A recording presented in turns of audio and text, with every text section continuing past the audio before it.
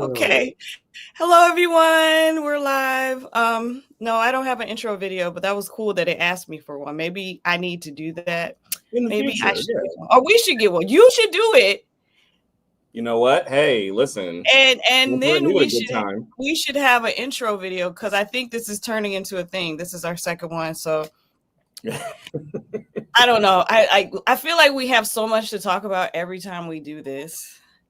And there's a lot to discuss. I want to just start the conversation by saying I was really trying my best to ignore the whole Shannon Sharpe thing. Right. I just didn't want to. I didn't want to.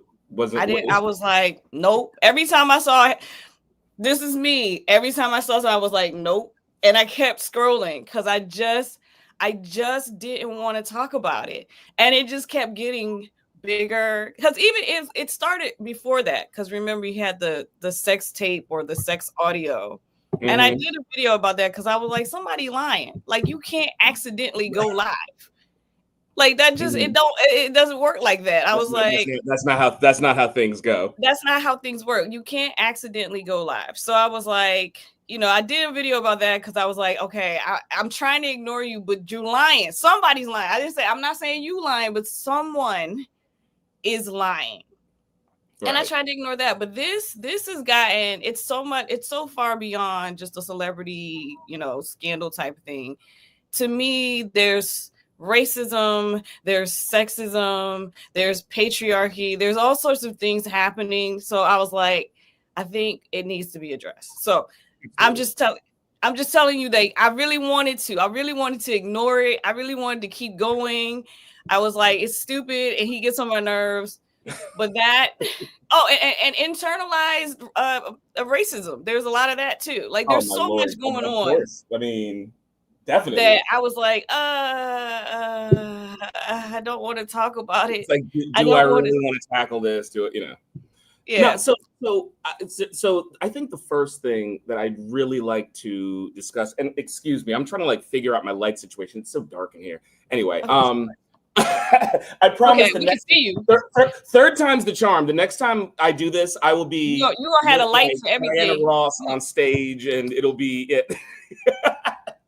Anyway, so here's this is my first thought when I approach this entire Shannon Sharpe thing. You and I are both parents to teenagers of a comparable age, right? Right. My son, he's going to be 18 in May. It's coming up faster than I could even imagine. It's right. But he has a diverse range of friends, right? And he has friends between the ages of, say, 16 and 19. Yes. Right? Yes. So yes. when my son brings his friends over, right, or he says, "Oh, this is my friend Steve," or "This is my friend Beth," or what have you, they all look like children to me, and that's not to say that they're not sharp, that they're not, no pun intended, that they're not intelligent and bright children and good kids and all of that, right? But you'll talk to them. And every now, they'll just say something, and it's like, okay, you're a child. You're a child. You're a kid. You're a child. Now, yes, I'm not ashamed to tell people how old I am. I'm 42 years old. Okay, that's how I'm looking at these children. I could not even imagine being old enough to be their grandfather, which Shannon Sharpe is. He's right. Old. He's 56. I'm 48. So he's 57. So he's almost 10 years older than me. Almost. And you're right. That, like, my daughter is a year younger than yours. Mine's going to be 17 in July. Right. And yes, when you talk to 19-year-olds, you kind of know you're talking to a 19-year-old. It's just something about the conversation that you're going to be like, oh, you're bless your heart. You're a baby. That's okay. You can be a bright baby, a smart baby, but you're still a baby. In fact, the thing. So that's the other thing we have, the patriarchy and thinking it's okay to date teenage girls. This is the thing. And I want to just point out, every single woman existing today, when she was a child, sometimes as early as 8 years old, all the way up through her adolescence, an adult male hit on her at some point in her life, period. Right. In her childhood. It is what it is. We all have stories. I was 14 when a fully adult camp counselor locked me in a room and kissed me, and I was like terrified. So this is the experience that young women and teenage girls have. We are forced to navigate adult men at an age where we shouldn't be forced to navigate adult men, because adult men, a lot of them believe it's okay if she's developed. So, and sometimes not, because there's some that are like that. That it's okay to have sex with them. And that is it's so disgusting to me. Like, it literally makes me sick. Like, I feel like, like, why would, that's a kid. So Shannon got some serious issues going on, like a lot of men. He's not alone, because you saw men. This isn't an isolated incident. This isn't something that's a one-off or anything like that. Like, these men think it's perfectly okay because she was she's legal. 19 is a kid. If you 56, 57. At 19 years old, she legally can't have a cognac with him on his Club Shay Shay show. Right. Exactly. That should tell you everything you need to know. You need to know. Listen, you got almost 40 years, a 4-decade gap. Listen, I'll tell you right now, right? In my 20s, I absolutely had friends, that were 19, and so it's like I'm 23, I have a friend that's 19, that's type different. Of thing, and we're waiting for them to turn 21 to come in the club with us, et cetera, et cetera. I could not imagine pushing 60 and being like, oh, a couple more years until you come in the club with me. What is like? I feel like I'm taking crazy pills when I see people defending this nonsense online, because it's one thing to and just let me rant for 2 seconds. I'm sorry, I just got to rant a little bit because I'm feeling it inside.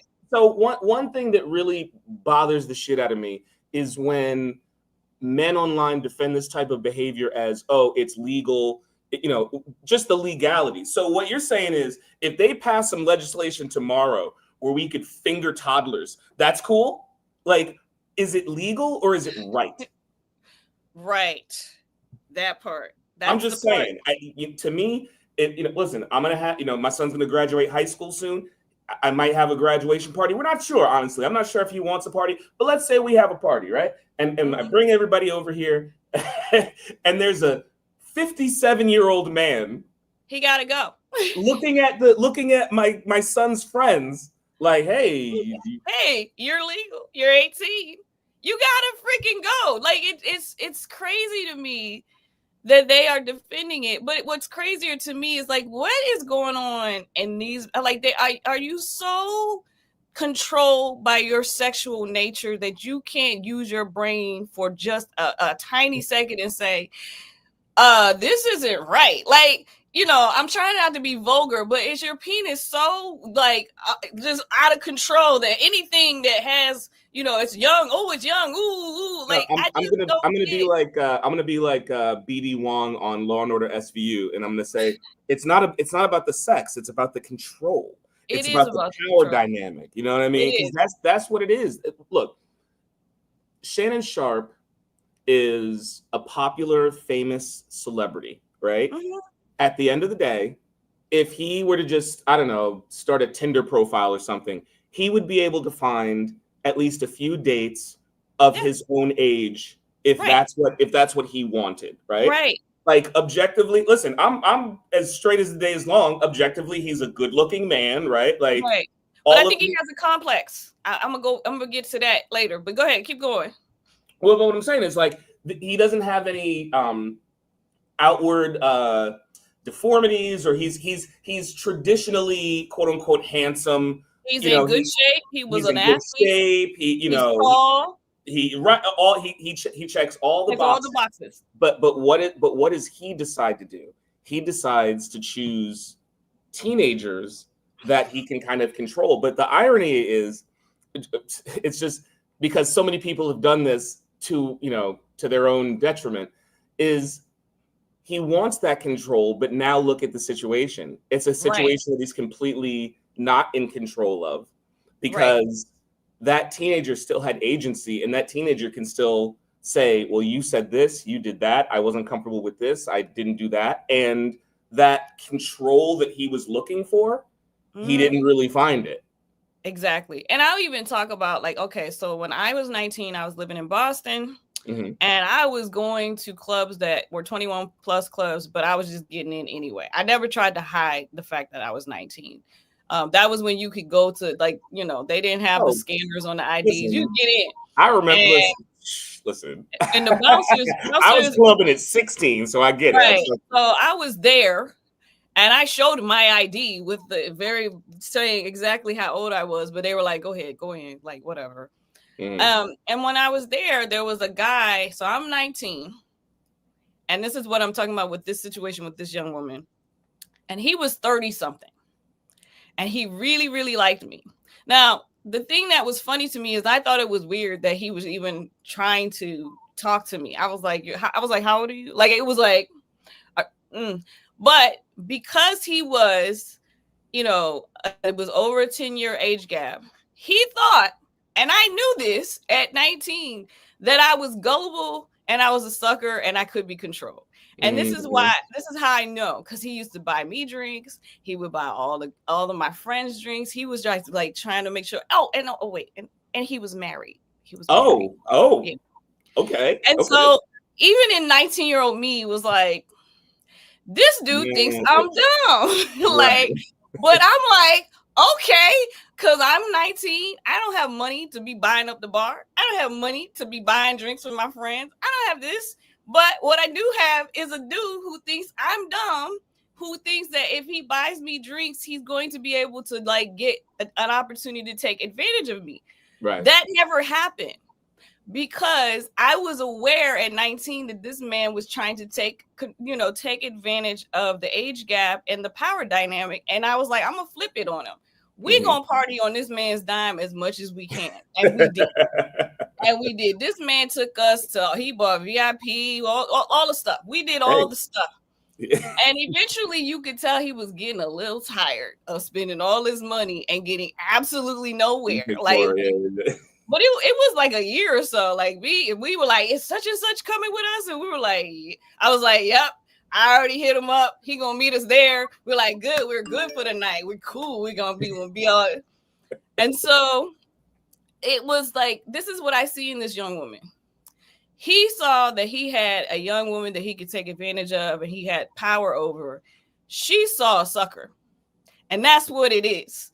Because she was smart, and she has an OnlyFans. She's not stupid. Like we said, you could be 1920. We know you 1920, but that doesn't mean you're dumb. Right. And sometimes these older men, they like, every time I see an older man get finessed by a young girl or a young lady, I'm like, that's what you get. You deserve what you get. You deserve, because you just dumb.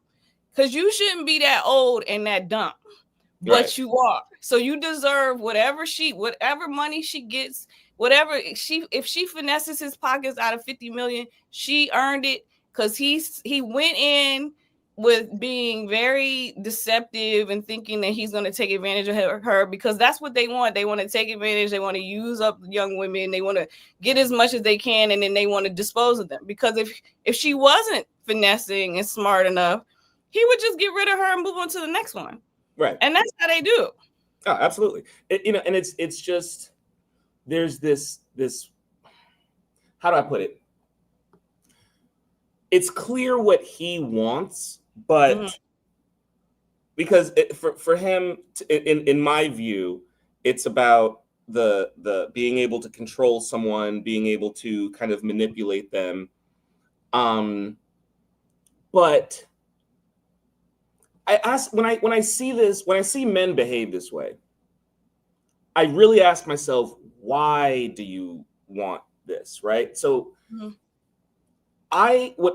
so the women that I date are, just usually I'd say, within say like 4 years of me, one way or the other, either up or down, probably a little higher on the upside than the downside, if that makes sense. So I'd probably go closer to 10 years older. Maybe that's just me, But it's different when you're in your 40s. but that's the thing, and this is kind of where I wanted to go with this.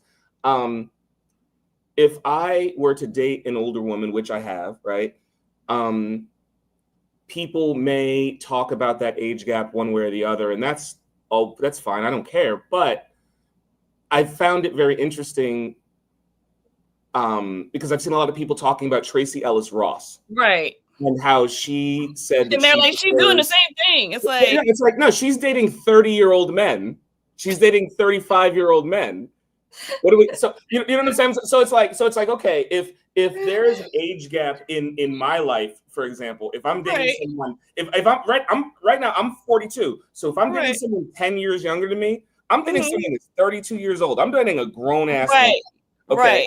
If I'm dating someone 10 years older than me, same thing. We're still talking about people who have had life experiences. People. Right. We're not talking about that and mortgages and rent.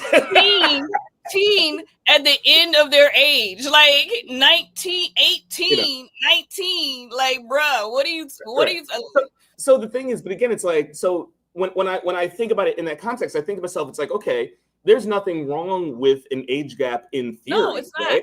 I have dated older. I'm one of those people. I have dated older in my older age. It just so happened to happen like that. But I am not somebody who's like, oh, like, let me go date a teenager. Oh, we got our special guest just showed up. Oh snap! Oh snap! Oh snap! Oh snap! I hope she's getting ready. I'm gonna do a dance. We're gonna jump back into this age gap dating. All right, y'all. So we got a special guest today. We have Ash from Bourbon Bougie. She is coming to the stage, so let's give us a round of applause. Woo! Hey, how's it going? It's going.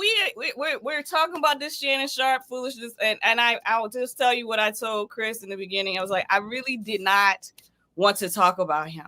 I wanted to ignore it for the longest time, and I was like, it's too deep. It's too deep. There's too many issues around this relationship, the lawsuit. So right now we're talking about the age difference, but then Chris, you were saying, why would he do something like this? And I want to dive into the fact that I have noticed that Shannon Sharpe's self-esteem is not where it should be, even though he's rich, handsome, tall, but he grew up, I think, in Georgia, dirt poor. His grandmother raised him in a house with no electricity, no running water. And you can tell, especially when the text messages came out, I already suspected this about him, that he has some deep internalized racism going on. Like, he does not see himself as those things that he is. He's still, that's why he's letting a 20-something-year-old white girl say, oh, put a black baby in me. That type of mess, that race play is weird. And the amount of black men that involve themselves with white women and let white women talk to them crazy in sexual situations is just screaming like low self-esteem. So this is not working. So that was like the next point I wanted to get into with the age gap. And then why is he seeking power? He got to have something to exert himself on and control to make himself feel bigger. Yeah, no, I mean, I don't know if you know what, I'm gonna let our new guest start, because I'm the kind of person that just run my mouth. So I'll let you have the first word. I'm sorry. So first of all, Chris, I don't know. I am in your groups. I don't know if you know me. I'm out here going wild over on YouTube, but I use your group to farm for a lot of information, data. But I don't. Do you know who? Yes, I know who you are. I do. Okay, cool. But before I get started, I need to acknowledge that Cinco de Mayo is coming. Next week. Cinco de Mayo is coming, and we will be celebrating. I'm working on a music video. I got a whole music video. We're going to have to celebrate, because a lot of this does go together. A lot of these men have no power in the outside world. Absolutely. So what they have to do is dominate within their home. And this is not just a Black man thing. This is just a powerless thing, because even some white men, if they're poor, if they're raggedy looking, if they're balding, they still need to dominate. Many of these other men that are like formerly conquered males in other places that were colonized feel the same way. So they use religion to conquer women. They use whatever they need to be able to conquer women. And Shannon Sharpe is no different. These men have no power, and they need to feel something, because they don't jump bad. They don't jump, huh? No, I'm saying a lot of these men that that behave this way, the proximity to whiteness is a big part of trying to reclaim some of what they feel is that loss of power. So that's why a lot of Black men chase white women, because it's almost like, right, like it's a weird psychological thing with these guys. And it's gross, but like you said, and I think this is really important, it's not just a Black man thing, right?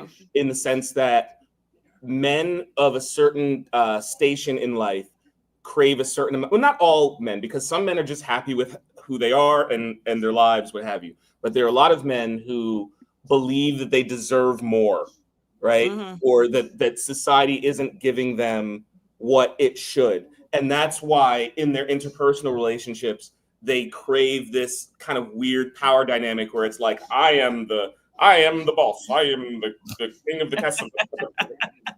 even if you can't fucking pay the rent. Like, you know what I mean? Like, you know what I mean? Because it's like, hey, you want a trad wife? You gotta be a trad husband. So like, get out of my fucking face. And that part they don't get. It's like you can't have the trad wife without the husband providing the trad check. Like you gotta have the money so she can stay home and have your babies and take care of your house. But yeah, like it's crazy. But I mean, honestly, in 2025, I don't even want that nonsense anyway. I mean, look, here's the thing. I'm not gonna get too much into my personal life. What I will tell you is the best times that I've had in the past few years with partners of mine that I've dated were situations where I felt like I was with an equal. You know what I mean? Like right now, I'm with somebody that, you know, like that's kind of how I feel, right? Like it's like a simpatico. It's an equal thing. I don't want a kid. I have a teenager. They're exhausting. But I don't want another one. A lot of these dudes are not even, because I feel like women end up in relationships where they have a child, where the man becomes a child. But in these situations with these dudes, they don't want a child. They just want a pet, something they can control. Yes. They want dominance. It's not the same as a kid. Speaking of pets, excuse me, I'm listening. I forgot. I'm watching some dogs. I got to do something. Give me a second. I'm sorry. There was something that I was like the way they talk about submission and, you know, doing what I say. They really do. They want a pet that they can screw.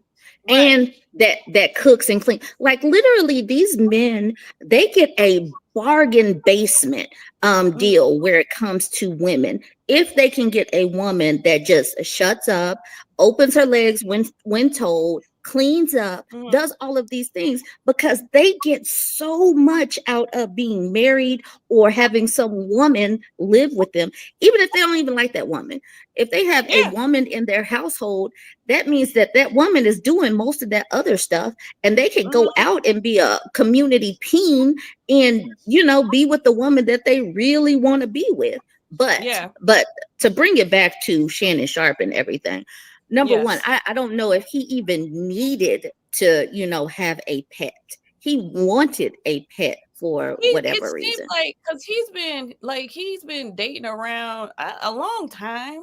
I mean, he's never been married. He's been pretty much, you know, if he were a woman, he's been hoeing around his whole time. His whole life, you know, since he was in the NFL, left the NFL, he has kids all over the place. As I remember, I do remember that he played for Denver. So I kind of remember, like, you know, he like, you know, like if you ran in those circles, it's like, man, he kind of screws everything, like whatever, like, you know, it is what it is. But what's happened now is like he's older, and you think maturity would come. You think, and some people do mature. I don't think that him and his crew, because I feel like, what's the other one? Is it Ocho Cinco that he hangs out with? Yeah, Chad Johnson, Chad Ocho Cinco, which yeah. Mm-hmm. And he's immature to me in a lot of ways. Sure. And so when I see them together, I'm like, that tracks. Like, it feels like, you know, these are the two that are running and going around and messing with a lot of women. And if you're in that age group and you see them, you're like, yeah, ew. But you move, you know, you don't, like I said, I wanted to ignore it. I want to ignore the madness, but dude, you just got finessed and caught up with a 20-year-old. And she's suing you for $50 million. Like it's like I can't. Well, the thing is, so while I was messing with these dogs that I'm watching, I heard submission brought up, right? And there is. And by the way, when you were like, do you know who I am? Because I'm in your groups. But we didn't mention the group specifically. So she was talking about my Facebook group, Kevin Samuels Died, and the fact that where we all kind of met. That's where we're all, you know. So there was a time a few years ago we were roasting Kevin Samuels people like on a daily basis, and we were just laughing ourselves to tears. That's how we kind of like came together. Yeah, and we still in there. Like I'm quieter than I have never actually talked to you. That's the reason why I asked the question. I wasn't saying, do you know me? I wasn't trying to. I wasn't. I didn't mean it like that. No. But the point that I was making, the reason I bring this up, and I wanted to mention the group and that stuff is because I have I've observed pro Kevin Samuels groups. Like I've seen Listen, I feel like as a man, it's my duty to police my own areas. And my area is straight cis men, right? So it's like man stuff. You doing man stuff. So if I see them and they're like, oh, I want women to submit to me and da-da-da-da-da, and they're doing this. No, I'm going to call them on their bullshit. I'm like, hey, man, well, you ride the bus. So there's nothing wrong with the bus. If you're a hardworking man, great. Like there's no shade. But that's a reality. You ride the bus, so you don't have any. So you're not going to sit here and tell a college graduate that she needs to lick your feet. Stop it. Get off. What are we doing? So anyway, a lot of men, I really think, have this weird idea that they're going to have a woman like Vanessa Bell from Coming to America. Whatever you like, whatever you. Up on one foot. And what I love best about that scene is, as much as these men, so this is the other issue with the men who are like, I want somebody to submit. All right, you got two women. One is an independent thinker. One is like he had as a prince the opportunity to have the woman that did everything he wanted to do, that liked everything that he liked, and he still did not want her. The lesson is right there. As a pick me, the lesson every time these men, they are screaming, I want submission, but they still are pursuing the independent feminist women. And then I think it was the comedian out of South Africa. I see his face. I can't think of his name. It'll come to me. He was on the Daily Trevor Show. Noah. Trevor Noah was talking about how men I know exactly how to bring up a guy. Yeah, the exotic bird. They want the beautiful exotic bird in a cage. That's what they want. They don't want the bird that's like, hey, I'll come get in the cage for you. I'll hop in. I'll do whatever you want. They want the free bird that's happy living their lives. And that's what bothers them the most, is that they don't want to have the one that's just going to scrub their feet and do all the stuff and whatever you want. The same men who, and I'm not, this isn't just, me guessing. I'm telling you, I've seen it with my own two eyes. The same damn men who are like, I want, a fit feminine. I want her in the house, demure, very demure. All same guys that say all that shit. You go look at their likes and you go look at their who they follow, and it's a bunch. it's a bunch of big bootied ladies with tight pants and panties on and all kinds of stuff, and they'll be in the comments like, "Ooh, I want to lick your crack. I want to." I can tell you, but then what they want to do is it's like, but listen, when I see that shit, I'm like, I know why the caged bird sings. Because motherfuckers are trying to cage y'all, and then like see what makes you bright. See, like I have a friend. Well, they want to siphon the energy. Okay. They want to siphon your glow. I have a friend. They just want it. They want it. They are energy vampires. They see your glow. When you see these women who have been in these vampiric relationships and they come out and they just glowing all of a sudden, it's because that dude has been siphoning off their energy and their vibe and their labor. And they look like, if you see them, the women come out, they look amazing. The men start deteriorating, and you're like, "What the hell happened to you?" It's like, "Oh, you don't have." She took all her energy and left. But because like you said, they are some damn vampires. They suck your time, energy, and resources. And so I talk about that all the time. Once you detach the parasite, they go looking for another host to connect to. But that is also why they don't want the pick-me's, because that would mean that these men would actually have to be actual leaders. They would actually have to have some original thoughts of their own. And since they don't have original thoughts of their own, they can't lead. They can barely lead themselves to wash their own butts without instructions or being told to do it. And so if they get an independent-minded woman, a woman that knows how to multitask, a woman that's out here doing things, he can siphon from her. And then if he breaks her down enough, if he gets a chubby woman, a woman that's not conventionally beautiful, a dark-skinned Black woman that hasn't grown into her self-esteem, and then negs her to the point where she has no self-esteem, she's still able to have these thoughts, but then he can take them and be like, these are my thoughts. So that's one of the main reasons why we have got to continue to tell these women, take off those parasites, get them off your neck, get them off your boob, get them off your couch. Don't feed them. Let them make them hold their own nuts. If they have to hold their own nuts and survive, go to work, try to wash their own clothes as they're juggling their jobs, they're not going to do nearly as well. If these boys have to write their own papers in college and high school, are they even going to get as far as us? So many more of us women, if we just poured into ourselves, they would perish. Stop letting them attach to us. But they are perishing. I mean, the college boys are going to college has dropped significantly. They're not, and then they're like, oh, they're going to trade schools. They're not going to trade schools either, because there is a lack of people in trades. It's just like, I think we talked about this last time, Chris. It's like, what is happening for boys? Like, what are men? Because women organize, they do stuff to bring girls up. We got programs, we got stuff for girls, and they are still waiting for women to make programs for boys. It's like, no.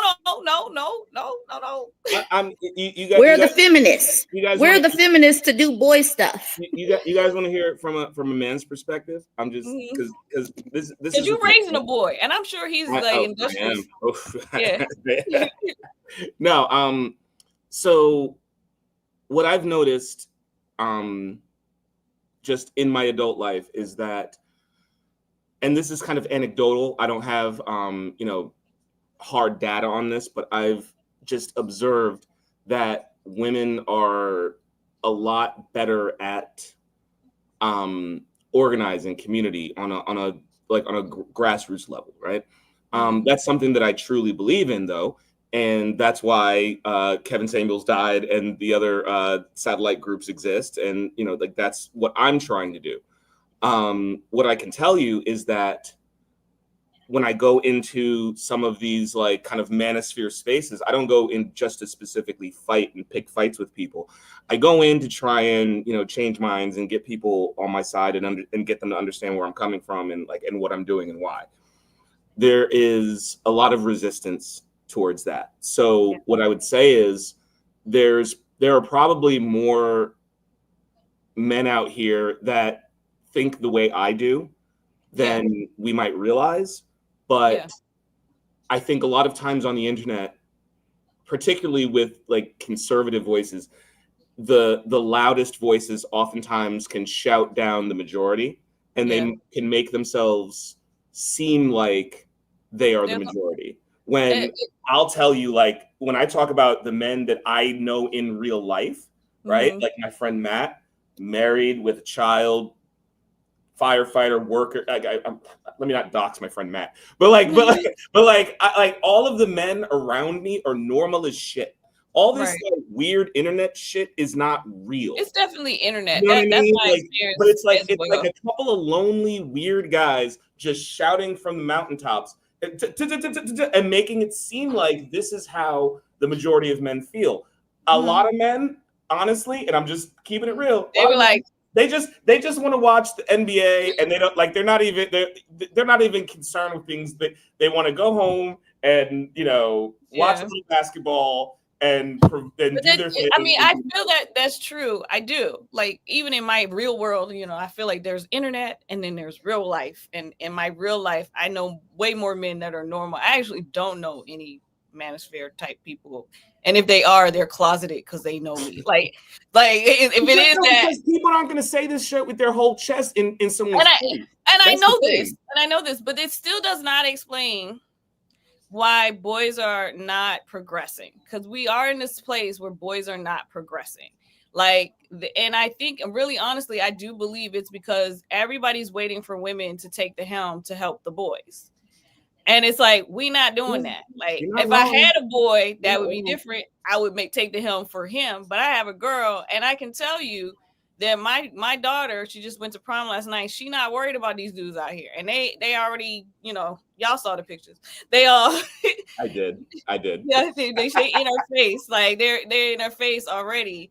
And she's like, she's focused. Like, she knows what she wants to do. She's not worried about and then, the drama that comes with boys. So I'm still like, okay, we got to do something, because the boys are becoming, they're like unhinged, they're becoming dangerous, and like then they grow up to be like Shannon Sharpe, where they're doing things that are totally despicable. Well, can I tell you why I think a lot of that's happening? It just goes back to what I was saying, because there's a lot. So you listen, me at this point. I'm a very involved father, right? So I'm there every step of the way of my child's life. But there are a lot of dads who may be on different levels of involvement, and they're those guys who I was just talking about, where they just want to come home and watch NBA. And I wasn't saying that like, oh, they're the salt of the earth. Like, I'm not saying like that's cool. You can just come home and watch sports and stuff and not be involved. But that's what happens. It's like, so what'll happen is you'll have a 15-year-old, 16-year-old, and they'll see a clip of Andrew Tate online, for example, edited cleverly, and it has some music in the background or what have you. And then this is the message they're hearing. And then their dad, who, is like literally in the next room, isn't saying like, all right, well, like, listen, this is how, like, this is really how it is. And this is like, I see what you might see. I still don't even know how these dudes have risen to popularity. Andrew Tate is whack. Like, he's an idiot. They're Elon Musk, Andrew Tate, they're all. Kevin Samuels was like who? Every time I think about Kevin Samuels, I'm like, so y'all really fell for this? Do you see this dude? Like, am I seeing the same dude that y'all are seeing? I get like, that. It's because anybody can be anything. Anybody can be anything on the internet. Like, people have no discernment at all. Like, I can look at you and tell you are a clown. Like when I see these dudes, I'm like, oh, like, you're a clown. Like, if I saw you on the street, I wouldn't know you were there. That's how much I can tell from the internet. Like, when I see their videos, I'm like, this dude wouldn't even survive at a party with a bunch of women. He would be on the wall and no woman would notice him at all. Like, I can see that from the video. Like, I know these dudes, like, to be honest, because we both all do, but I'm a little older than both of you. I come from an era before the internet, and I had to socialize with people in the environment where we had to talk to each other. And I can tell you from experience, because of my height, because of how I looked, and back in that time, because of how I dressed, there were very few men that would approach me. Very few. Because I was what they would say, you're intimidating. I wasn't intimidated. They were intimidated just by me, my presence. Now they would watch, they would sit in the corner, they would stare, they would sip their drink and look, but they never ever said a word to me. And I know that these are the same dudes that are on the internet talking all that trash, but I know if you saw me in public, you don't have anything to say because you never built up your self-esteem, your confidence to be able to talk to a woman like a human. So now you spent your whole life on the internet and you never had to talk to women in person. So now you mad because you can't talk to women in person, and now you got a podcast, and you can talk about these women, they ain't nothing, blah blah blah. Bro, you can't talk to women. Period. You don't have the skills. So I know this because I can look at you. I've seen that same guy back in the day. You guys have just evolved into being on the internet. That's it. It's like you're the same you're the same loser dudes that existed before, and they were the dudes that nobody listened to. You remember in the barbershop when the dumb dudes said something? There was always a dumb guy that would just, and everybody would be like, a dumb opinion. Like we used to just ignore it. It was just Now they're not ignored, and so they feel empowered, and they've come together and formed a community. There's a community of loser dudes. They're like, oh, I feel seen and heard. I know what it is, but you guys are still those dudes. But then why are the attractive dudes still like that and lacking self-esteem? Because those attractive dudes, even back then, they got rejected too. Nobody talks about that. And they would be the most bitter of all the ones that they have a little bit of nerve to talk to women because they're like, oh, I'm cute, I'm handsome. Let me come over. This is my time to shine in the conversation because I'm an attractive dude, so I can get I'm being dead serious. I'm gonna tell you exactly why, right? And I'm speaking as someone who just in my life has never had a problem getting dates, right? And I've known men that also, are in that kind of world. It has nothing to do with the women, I promise you, right? It has nothing to do with the women. So I'm on like a, 2008. So I'm on like a 17-year therapy journey, right? Where I have had talk therapy and just my one therapist died. I'm still looking for another one. Doesn't matter. Point is, there are a lot of men who are just not putting in the work in themselves. Yep. So what happens is they don't put the work in on themselves. Like I know my flaws, right? I'm just a guy. I'm not perfect by any stretch of the imagination. Okay. But there are a lot of guys that walk around being the protagonist of their own story. And nobody can be wrong or nobody can, because I'm the good one. And it's everybody else. Mm-hmm. It's everybody else that's treating me badly. There isn't anything that I'm doing. There isn't anything that everybody's putting upon me. And there's a lot of guys, and I'm being so goddamn serious. There's a lot of guys that just feel that way. And that's how they walk around the world. And they don't think they're bad people. And maybe they're not bad people 24 hours a day. It's not like they're just saying, screw this woman or screw that woman. So they probably have women in their lives that think that they're good and think that they're just on a good path, what have you. And they're not, because they haven't put the work in. You know what I mean? I don't know. I mean, but just to be honest, everybody is. My peppermint tea has me on fire right now.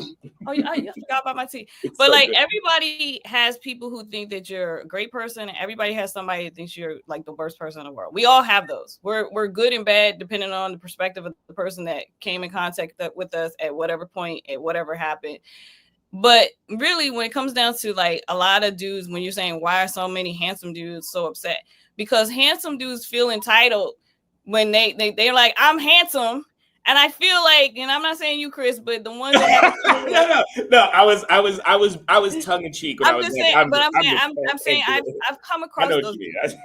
They are very much like, I'm handsome, and so you should be thankful I even wanted to talk to you, which is one of the biggest turnoffs to me. Like I've had that happen. Like they're like, look, I mean, I've had dudes come up in expensive cars and just shocked because I hate when men approach me in cars. Like I feel that's my personal thing. Don't do that. Like I don't want you to approach me on the street. I feel like like that's weird and creepy and a little bit scary. So leave me alone. But when they have that moment when women are like, yeah, no, thank you. that breaks their like they built themselves up like I'm this and I'm that and I feel like you should like me, and when you don't do that, now I'm mad. So that's why they get angry, because they felt like they deserved your attention and you didn't give it to them. It's I mean, I think that it's one of those things where men don't realize how patriarchy hurts them, because a lot of times what happens is a man will put his worth completely in material things like having a car. So that's why a man will pull up in a car and try to pick you up, because it's like, hey, I have a Ferrari.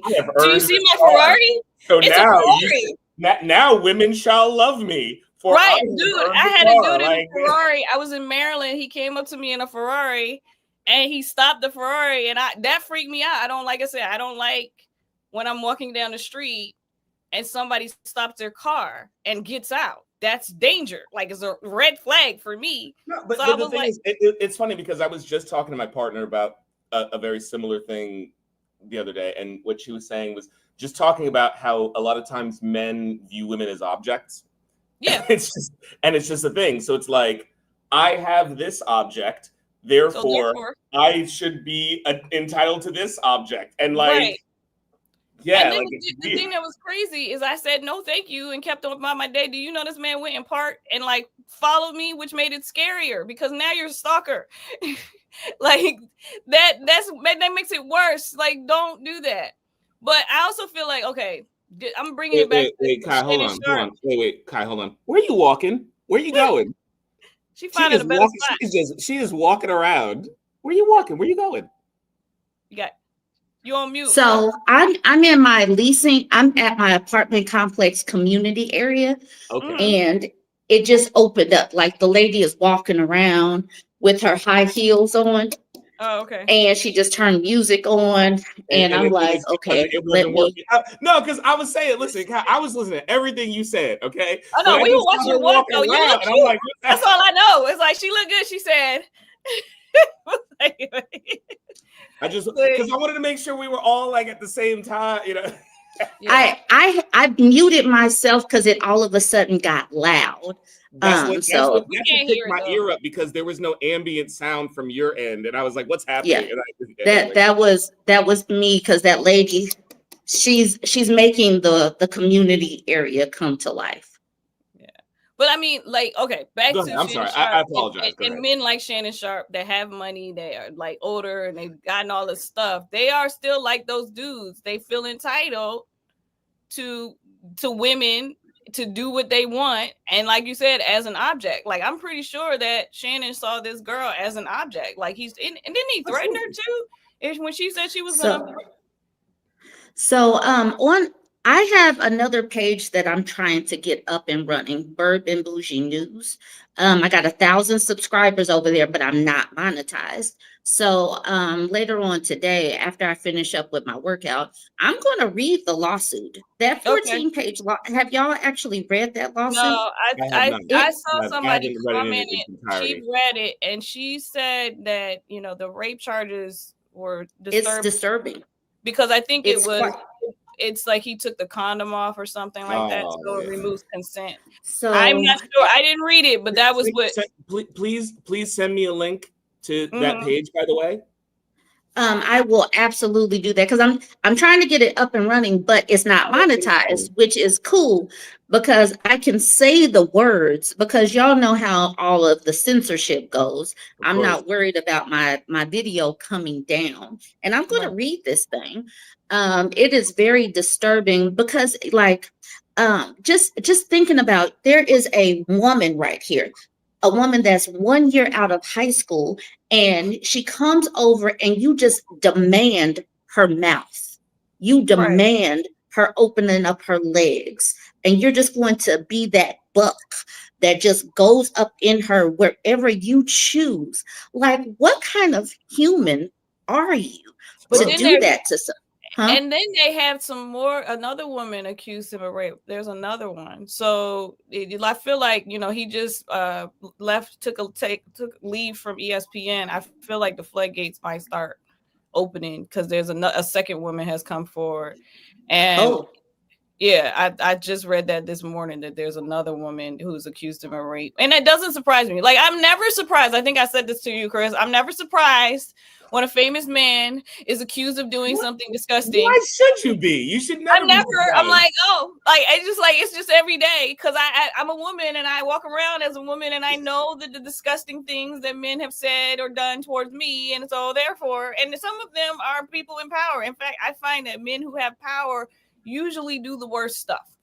They usually are the most comfortable doing the worst stuff. And when you have a lot of money, look, you have power and influence. Let me see if I can look it up. Who is the young lady who was the most prominent Jeffrey Epstein? The one that just died of suicide. Literally died of suicide. Knock it off. Get out of Virginia Giuffre. Thank you. Virginia Thank you Giuffre. very much. I was going to look it up on my phone, but no, thank you. I did say her name. Like, it's like, yeah. No, but it's like she literally tweeted, "Hey, if I die of suicide, I didn't kill myself. I didn't kill myself." Like, just FYI. And we wonder why women are scared to come forward. Yeah. I mean, I can say, it's not like I'm not laughing. It's not funny, but it's like, you know what I mean? Like, it's like things are changing, but slowly. so slowly that it's still dangerous for women to exist in this world and go outside. Like, we still have to be so careful just living our lives. But then when you, like I said, when you have a man who has power, it makes it like I honestly, I gotta be honest, I have yet to have met a man with power that did not have some creepiness thing that I felt. And I've met quite a few people in my lifetime, and I'm not a person that outs people. Not at this point. I probably could, but I haven't. But it's never surprising. Like, I'm never shocked. Like, never shocked ever. I'm like, well, it's Tuesday. Like, let's go on about our day. Like, that's how I feel. So this Shannon Sharpe thing, I'm not surprised. I mean, he's hanging out with a guy who, he headbutted his ex-wife. Like, come on. Like, we know that it's the birds of a feather. Like, we know what we're doing. I mean, yeah. So I told y'all I was going to pop in and pop out. We know you just came to hang out with us for a second. I like to come in. I like to hit it and hit it and quit. Huh? She's like, I'm in and out. But okay, I thought the pop in the pop out was when you were walking around. So this is bonus time. Yeah. So I'm going to be in Vegas for like 48 hours. It's going to be crazy. But if I can thank you, ma'am. Huh? Yes. I'm gonna be like you. I'm gonna pop into your city and then I'm gonna pop out. So I'm gonna be there on the 31st and I'm out on the Monday. So it's gonna be real fast, but I'm gonna hit up a whole bunch of spots and I'm definitely gonna hit you up and hopefully I get to meet you in person and give you a hug and take some pictures and maybe we'll drop on a live real quick if we can get the logistics down. But so I will just tell you, I am a morning person. So plan to see me in the morning. You can I will give, if you come over to my apartment complex, if you have a car, I got a cabana over there. Okay. I'll get you some coffee and my kids will still be asleep. Okay. Yes, morning time. I think this. We could do this, but I'm just want to know. I want to let you know it's definitely happening. I've got my flight. Okay. I'm on my way, and I will be there. And so would love to see you. So thank you so much for joining. I had so much fun. Absolutely, it was fun. We should. What y'all want to do? Please inbox me your page. What? Please inbox me the page you were talking. The new one. The new one. I'm fumbling over my words, but you know what I mean. Yes. Yeah. All right. Soon. Once I make this video, I'm going to make a link and then just give it I'll put it somewhere because I want this to go. So I'm gonna make this link, and obviously, if they watch the link, they can support me from going straight from there.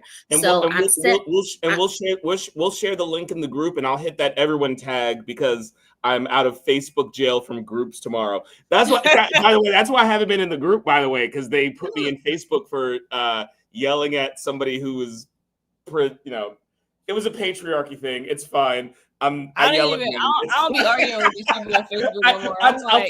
I took my 30 days like a man because he deserved to be dragged. I'm not sorry.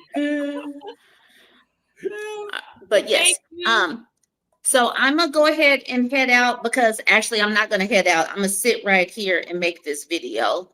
Okay, but yeah, and read that lawsuit, but then I'll give y'all the link.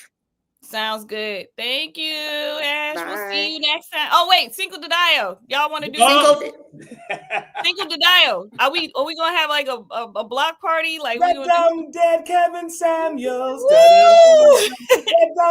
Let's just meet back. Let's just meet back to next week, same time. Let's get ready. Let's get ready. So next Sunday, is that the 4th? That's not the 5th, but we can do it on a Sunday. I'm in. Wait, did she leave? I'm in either way. You let me know. I'm down. I'm down to clown, and I'll have better lighting this time, so I don't look like I'm the evil. I feel like you guys look like the Jedi, and I look like the Sith. I'm so sorry. No, you're good. You're good. I don't know what I did, but I was trying to. But can we do this again next Sunday? I think that's the 4th or something. I don't know, and we can wear a hat. Maybe have. Listen, I'm down. I'll wear a hat. And look, and I was just telling Kai, I was like, I'll make sure that my lighting is better next time, so you guys don't look like the Jedi and I look like the Sith. Because don't like half my face is shadow, like I'm a fucking evil, like I'm a super villain, like. I know you gotta get you some lighting. I'll get my lighting. We need you to get some lighting. That's okay. We can do that in a week. But yeah, thank you so much. We'll see you next week, and then I'll see you in a month. Girl, I'm ready. I'll be here. All right, later. Okay. I'll tell you. What I was gonna say is, wait.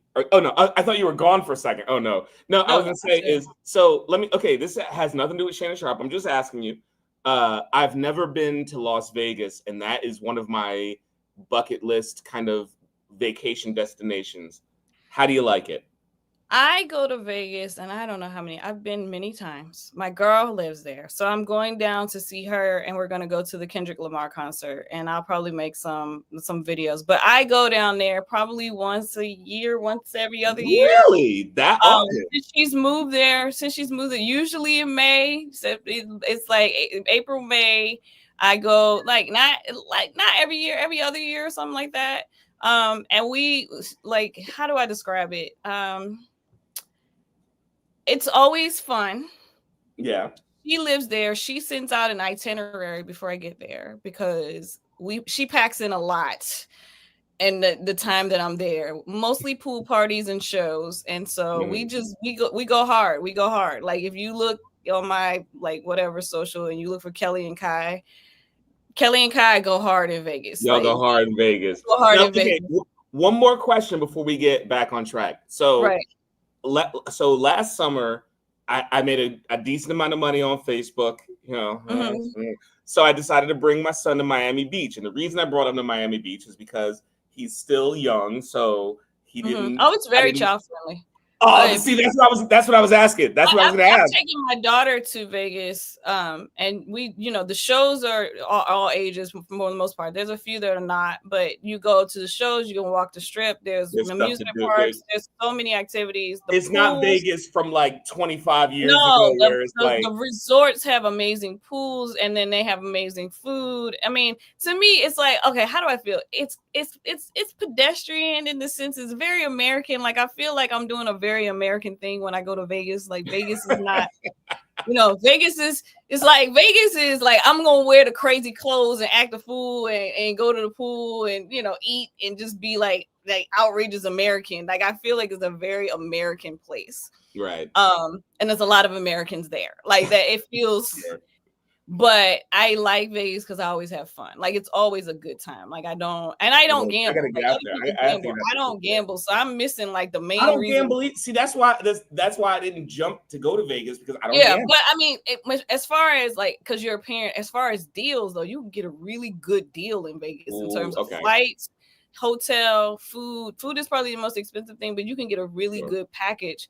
and it's a cheaper. It's to me, it's like a super cheap. Like I took my family to Vegas.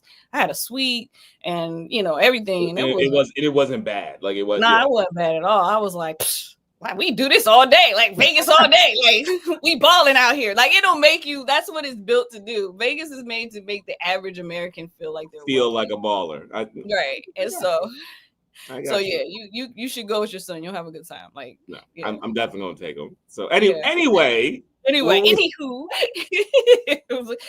we went off on a little, but but anywho, like back to Shannon Sharpe and his mess. So we covered the sexism. Well, no, we covered the racism situation and the age gap, but I feel like we have. Well, did we really address? We kind of addressed how. Yeah, we did. We talked about how the men think it's okay. I'm feeling like, the power dynamic in terms of like how men really feel like they are like in control of the narrative, like the way that they're spinning it. Like, they're just trying to take a black man down. Like this, he was gonna buy NBC, right? Right. Like that part also drives me crazy. Like we can never hold black men accountable for their own missteps, because somehow this is just an attack on black men. And if you are saying anything negative about Shannon Sharpe, you must hate black men. It's like, no. Wait, let me ask you a question. Are you familiar with Byron Allen? Yeah, the one that did he rape somebody? Is he in jail right now? I feel like that's what. No, wait. Let's not wait. Byron Allen didn't rape. Wait, I'm thinking about the guy. There was another athlete. I feel like he was down. He's not an athlete. He's I don't. That's fine. I'm trying to save you from like a Byron Allen lawsuit. The one that the girl accused him of being inappropriate. Is that one? No, he didn't do anything. Go ahead, tell me who it is. Okay, I'm mixing him up. It's fine. Because the thing is, the next thing you know, it's going to be like allegations from a website from a YouTuber. Page. Please don't do that to me, because I did not. I don't know who he is right now. Like it sounds familiar, and I'm thinking about another dude, and that's fine. So so just bear with me. I'm sorry. I apologize. So Byron Allen, he is a comedian and an entrepreneur. And he had this show and now I haven't seen this show in like 15 years or something like that, but I think it exists. But I think it was called Entertainers with Byron Allen, and it would air on NBC after Saturday Night Live and Showtime at the Apollo. I don't know this. Right, and so this is the thing. I'm going somewhere with this. Just bear with me. I know. Go ahead. So, he would just interview celebrities, and that's what it was. He eventually kind of built his empire. To make a long story short, he ended up buying the Weather Channel, right? Oh yeah, I know who you're talking about now. Right. So he's very successful. So anytime and the thing is, I've legitimately heard people say things about, Shannon Sharpe was going to do this, like he was going, like, not saying he's going to buy NBC, but comparable things. And the reason I brought Byron Allen up is because there are actual real black men who aren't like raping women or having sex with 19-year-olds who are literally buying channels and doing things. Like it doesn't have to be a conspiracy every single time. It is possible to be a black man and not like, I don't know, be a fucking creep. Excuse my language. I don't want to get you demonetized. But like, you know what I mean? Like, it's like, it is possible to be actual. Yeah, it's possible. It is. It's possible, but yet, every time we have to excuse. It's either you're trying to take black men down. We have to excuse, this celebrity raping somebody. We have to excuse this celebrity doing this. Like we don't have to excuse these things. Well, the thing that's funny to me, it's either you're trying to take a black man down or a white guy did it too. Like that. That's Harvey Weinstein. Yeah, I don't care. Like, good. Yeah, like, he's bad too, but he's bad too. Like it's always those two things. It's like, what are you talking about? At what point do we want to be better? Because that's my thing. It's like, you want me to not look at this as a bad situation to support Black men? So you want me to support Black men doing creepy, rapey things to people? Like, make it make sense to me, because that does not make sense to me. Like, I'm not trying to take him down. I'm trying to tell, like, this is not the Black representation I would like for myself. Thank you very much. Please don't do this. Like, we would like Black men who don't rape people, who don't date teenagers when they're 50s. Like, super cool, right? Wouldn't right, it be nice? I would like that representation. Like, if you're 50, almost 60 years old, I would like you, I don't know, to not date teenagers. I'm just saying, like, I don't feel like that's a lot to ask. I would like you at all. I would like you to be like, you know, like famous and popular and doing like responsible things. I don't know. I feel like that's not a lot to ask, but apparently it's a bit much. I don't know. So hey, look, I'm gonna tell you right now. Look, okay, so this is my hat, right? I'm bald, right? I'm a bald 42-year-old man. I'm telling you right now, if you see me at some party talking to some 19-year-old girl, punch me in the face. Punch me right in the face. Wait, you don't even want to be in a club with 19-year-olds. Like, let me just tell you, because I'm a person that I'll go out every now and then. I go outside. You know what I'm saying? I go outside. I've been going outside. I go outside a little bit. Like, my daughter went out last night. I went and hung out with some friends. Some age-appropriate friends. Like, you know what I'm saying? Right. We went to the age-appropriate bar where there's people over 40. There's no 20-year-old. There's another bar down the street had the 20-year-olds in it. Like, the bar. And bless them. But I'm not going to go. I'm not going to that bar. I'm not going to that bar. All, the music is bad, so I don't want to be there. I want to hear music that's going, I want to have a little vibe. When I don't want to hear whatever. I think my limit at this point is I need to date a woman that has heard of Saved by the Bell. Ooh. if you don't even know what that show is, we can't date. Nah, like I can't. I remember I was in my, I want to say I was like 30. I was in my 30s. I was like 35. And this younger guy, he was like 25 or something. He approached me. I did not know he was that young when I gave him my phone number. He looked a little older, but then we eventually discovered we had a 10-year age gap. And I was already like, yeah, this ain't gonna work. But he was still 25, okay. And he was like, oh, I want to play a song for you. I was like, cool. So he played me the song, and it was a remake of a song that was in Love Jones. I was like, oh, they remade the song in Love Jones. And he said, Love Jones, what's that? And I was like, oh no, okay. Wait. Check. It was a rap. I think that might have been the last conversation when he said, what's Love Jones? Like, exactly. Can I tell a quick story? Quick story. Go for it. We got story. Because I'm trying to hold my laughter in because I had almost the exact same kind of thing happen to me, right? Yes. So we're talking about age gaps, okay? Now, at one point, I had an age gap with someone I was dating. There's a 10-year age gap, okay? That's a lot, okay? And I don't think I could ever do it again, and this is why. So we were watching the show, and the show was on Netflix, and it was called Who the Bleep Did I Marry, right? So it was a show about men who, basically just like did some wild stuff. Maybe they told their wife that they were a Nigerian prince or all that kind of stuff. So it was like just men basically it's like catfish for older people. That's a great way to that's exactly what the show is. What to God. That's exactly what the show is. It's catfish for old people. Okay. So we watched, me and this girl, we watched like 5 episodes in a row, and they were all good. We were watching it. And the next episode that we were going to watch it was Mary Jo Buttafuoco and Joey Buttafuoco. It was that, and Amy, it was that whole situation. Right. So I said to her, I was like, oh, we can skip this one. And she was like, why? This one looks good. And I'm like, wait, do you not know? She's like, who's Joey Buttafuoco? I questioned every fucking life decision I've like in that moment. I was like, it's so loud. Like when he said, "What's Love Jones?" It was so loud. Like it rang. That's what I'm saying. That's what I'm saying. I know how you feel. I'm saying that's what I'm saying. I know how you feel. Shannon Sharpe is hanging with a 20-year-old. I can't hang with a 20-year-old. So what do y'all talk about? I've seen Love Jones a million times. Right, but what do you talk about? Like what okay, my child is almost 17, but like, you know, I know her. I can have conversations with her because I know her interest and I know what she does.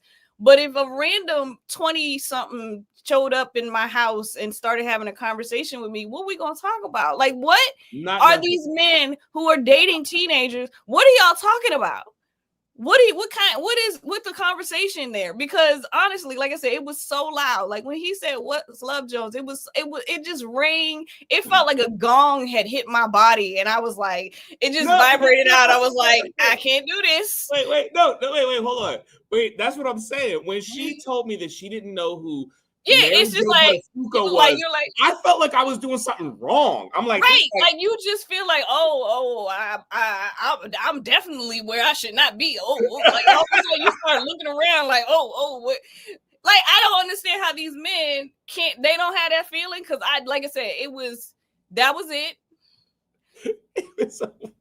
It was over at that point. Shannon Sharpe is older than both of us. He's 57 years old, dude. Like, what you gonna talk? He okay, and I can say like I'm Gen X, so he's a Gen Xer. I can relate to Gen X stuff. But he's on the see, it's a spectrum, and he's on the high. He's on the higher end. He said, he's younger than my brother, so I'm like, to me, we're in that zone. Okay, all right, you know. So I can relate to, but when I'm thinking about me and him talking to a 20-year-old, I'm like, what we talking about? I'd be looking at him like, how is she here with us? Like, you can't sit with us. Like, not to be mean, but you can't sit with me. I can't hang out with you, you know, and I have younger cousins and I have relatives that are young. I adore my family. I do, but we're not going to kick it like we partying together because one, it feels weird, you know, and it's like my nephew will hang with me, but he knows I'm like, nephew, let's go hang out. We going to hang with some old people. Now he likes to hang with the old people. He's in his 30s. Like he's like, nah. And he will even say, no, like y'all really have fun. You guys dance, you got good music. But I can hang with him. That's my nephew. It's different. It's like, come nephew, let's go hang out. And he lives in Vegas. I gotta hit him up and tell him. But like, you know, that type of stuff. But this doesn't even make any sense. We dating? What we gonna talk about? Me and the 19-year-old. Chris. This is a true story. What are we gonna talk about, Chris? Hold on, wait. This is a true story. on my birthday this year, right? My birthday was in January when I turned 42, right? True story. Mm-hmm. I have a friend. Shout out to Darshawn Williams. I'm just gonna shout my homeboy out because he's my homeboy. All right, but he's a little younger than us. All right, like a little young. So at the party, this is a true story. At the party, he starts talking about how his mom didn't let him listen to 50 Cent when he was little. and like my whole soul, like my soul hurt. I'm like, what? But the thing is, I love this brother to death. But if he was a lady, I wouldn't date him. I would there's no way. like we don't have it. We can't. Like, how do we relate? We don't relate. I don't understand. Like I don't know. I said, when you start adding more than 2 decades in age gap. Listen, I cannot date a woman who I can't talk to about like 80s things. Yeah, like Darling Nikki said, I would have felt geriatric as fuck because 50 Cent. Listen, when Get Rich or Die Trying by 50 Cent came out, I had an apartment. I was in law school. Exactly. I'm so grown. Like I'm in grad. I'm out of college, grad school. Listen, I just don't he. You know what? Shannon deserves to be clowned for this. Whatever money she gets, she deserves it, but he deserves all of the ridicule that he's getting right now. And all the people who are defending him deserve to be ridiculed too, because y'all are weird. Because again, what we talking about? We all hanging out. What we gonna do? What we doing? We can't go to the bar. We can't go out.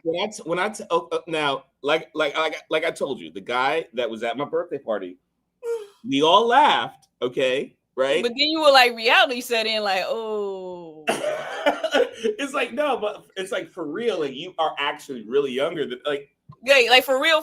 Like it kind of like there's times where like, so my child, I will say she redeemed herself later, but when she was little, I did not listen to a lot of hip hop and rap just because the language, wasn't around appropriate her and at that time. Yeah, sure. So even though I grew up in the era of hip hop and I love hip hop, I listen to a lot of stuff. I just, because I was a mom, being responsible mom, kids, you don't want them picking up, you limit what they're exposed to if you're a responsible parent. Absolutely. I was a responsible parent. But then when she was about, I don't know, 9 or 10, I was talking about Wu-Tang Clan, and she happened to walk in. And she was like, "What's a Wu-Tang?" And it stabbed me in my chest. I was like, I've done something wrong. Like, what you mean? You want to hear something that'll make you feel better by virtue of you knowing that I had something worse happen to me a couple of days ago. This was what? So 3 days ago. I was talking to my son about, because I was telling him that I don't think he should drink. Right now, he doesn't drink. Okay, they don't drink. Our kids' generation, they're not drinkers. They don't drink and they don't smoke. And it's, I don't know. I live in California. They vape. Those kids vape, but they don't smoke. No, I'm just saying that these kids out here, I can say they're not drinkers. I can't confirm or deny that there's nothing else going on in the beautiful state of California. That's all I got. So wait, hold on. This is where we're about to both feel old. Okay, you ready? So I'm ready. Hold on. So I'm ready. What I was trying to tell my son was that, like, even if you end up drinking can put you in a situation where you have to wean off because of the nature of alcohol. And the person that came to mind with me was Amy Winehouse, because at the time of her death, she died because she was trying to wean off. And he's like, "So who's Amy Winehouse?" And then I started singing Rehab, and he didn't even know what song I was talking about. Yeah, I don't have that. Like I said, I redeemed myself with my daughter because I was like, I gotta teach her about Wu-Tang Clan. Like, I was like, oh. So, but that's what I'm saying. I'm like, your daughter didn't know who Wu-Tang Clan was. My son didn't know who Amy Winehouse was. Who Amy Winehouse is. And then I realized, so the other thing about, we what are they? They're Gen Z, right? We have a Gen Z. Yeah, no. Our kids are both firmly in Gen Z. I will say, I think, is the one after them. Yeah, she's not Gen Alpha. She's Gen Z. I will say Gen Z is pretty cool. I like what I've seen thus far from the Gen Zers is okay with me. Like, I like them. But what I will say is that what surprised me, because my daughter does musical theater and I volunteer backstage. What I have found is Gen Z is listening to all of Gen X's music, like the stuff we grew up with. That's their selection. Like, I'm backstage, I'm like, why are y'all? Like, I'm like, why is this 80s music playing? How do you know this? And it was because they were watching Stranger Things. There was 80s music in Stranger Things. So now they all like 80s music. And then the other thing, I was backstage and I heard Biggie playing. I'm like, why is Biggie playing backstage? Like, why? Who put this on? Gen Z is on a whole different vibe. I'm gonna tell you exactly what it is. Hey, Keishalyn. We're getting comments. Oh, snap. Wait, hold on. First of all, if she can, first of all, that's my homegirl. So if she can jump in, I can't see the comments. You can't see the comments? You're talking about Hepburn, right? Hepburn? I don't know what the last name is, but I don't know. If it's Keishalyn Hepburn, you better let her come on video. If you Hepburn, then we gotta bring you in. Okay. No, but yeah, like, I feel like they got the Gen Z. No, it's arranged. So this is what I was gonna say. It's like, so my son didn't know Amy Winehouse, right? But it's the same way it was when we were kids, because, like, I knew who the Beatles were because, like, white people were like, "Oh, the Beatles are great." So I knew who the Beatles were, and I listened to certain groups. My son knows who the Deftones are because he likes that rock group. And spoiler alert, his dad also likes that rock group, but he doesn't know everything from like it's easy for him to not know something from before he was born, if that makes sense. She said she got a bonnet on. Where your listen? No. This is first of all, she's an admin, and Kevin Samuels died. So like, what? No wait, is she an admin? I forget. It doesn't matter. I don't care about your bonnet. Wear your bonnet and just come on video and just come say hi, ma'am. I told her send me a DM on Facebook, and I'll send you a link. But yeah, like. But are we getting comments? If there's we've been getting comments. We have a few comments. We people watching us. We're out here. We're laughing we're laughing and talking about crazy stuff, and Shannon Sharp getting finessed and deserving to be ridiculed because, like, again, like he can't take her to a bar. Is he traveling with her? Like, what are we doing? And they dated for like a year, right? This is like a year long. Oh yeah, no, like this. And then I think she's upset because he was dating other people because he just like he just. If I recall correctly, this was not a like he just like picked her up one night. Like this was an ongoing relationship that he had with a fucking child because he. But she got mad. I think she got mad because he was seeing other people, I guess, because the other problem is you dating a child and she's thinking, oh, this guy is gonna marry me or stay with me or we're in a relationship or whatever. Yeah, it's her. Let me send her the link. So like, yeah, like what's really good? All right, we're sending Keisha the link. Oh snap! Oh snap! Oh snap! Oh snap! We got two guests today. I believe she's based out of Texas, if I recall correctly. So it's so what I'm saying is, if you think about it, so okay, if you're on I'm on the East Coast. Wait, I gotta read this one. Like I'm saying it's a vagina shape, is what I'm saying. It's like because you're on the West Coast, I'm on the East, like we're here. And then she's in the middle. She's down here. That's what I'm saying. That's what. So wait, darling Nikki just said a 20-year-old can't do anything for me but point me in the direction of their daddy and maybe even their mom.